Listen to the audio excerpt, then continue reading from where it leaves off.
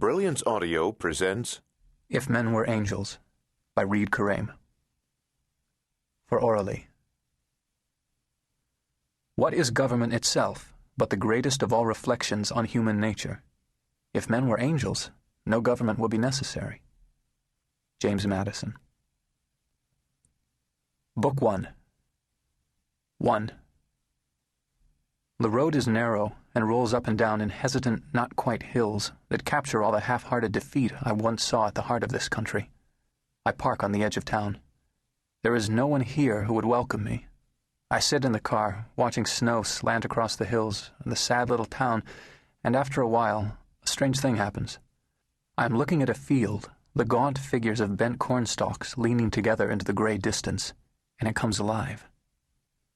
The world of my memories is lined with the faces of strangers, and now they rise, pale and attenuated in the wintry light, pale but hopeful, raised and always hopeful, as if the most delicate of all emotions has gathered substance in the flesh.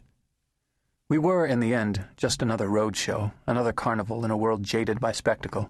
But in the beginning, there came these moments when the crowds gathered in the summer twilight, and you felt it out there. You could hold out your hand and feel it against your palm. There was a night when we arrived late at a small southern town in a state I've long forgotten. They have been waiting for 5 hours, and the noise started even before we left the buses.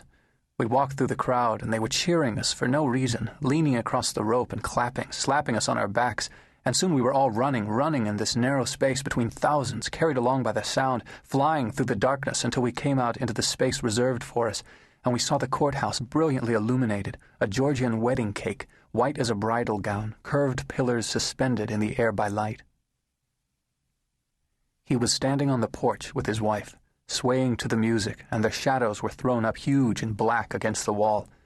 It was August, but a girl in an Easter dress, her black hair in a white bow, walked up to the microphone and sang the Star-Spangled Banner in a voice so guileless you had to close your eyes, and the crowd fell into a hush, and before he even spoke, you could feel it gathering, and you knew that there is nothing ephemeral about hope. Gathered, it is a force like the wind that bends trees and blows rooftops into the sea. Then he spoke. He took off his jacket, and it wasn't long before he sweated through his blue shirt. He went through all he would do in his gentle Midwestern voice, that voice in which the words each did their business and got out of the way. "I won't let you down," he said. "I won't fail you. I will be there. There has been enough blame. There is a time for trust. There is a time to believe in each other. There is a time to say we have forgiven and we will move forward. There is a time for hope." He stood with his shadow swinging back and forth across the courthouse, and when you looked into the crowd, you saw their faces raised to his, and you could feel everything they wanted to believe pounding like a rush of blood into your temples. When they cheered, the sound seemed dragged up from the earth itself. That night, I believed he would do it. I knew I wanted him to, despite all my protestations of neutrality, and I thought he would. I thought he would be the next president of the United States, and I thought he would be a good one.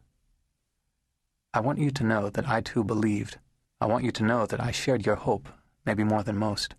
I want you to know that I too could see it, the kingdom of the wish coming alive. I want you to know so you'll understand that I ruined him for something else.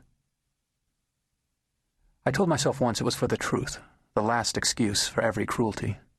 But now I think it might have been for much less than that. I think maybe I ruined him because I could not believe in something much smaller.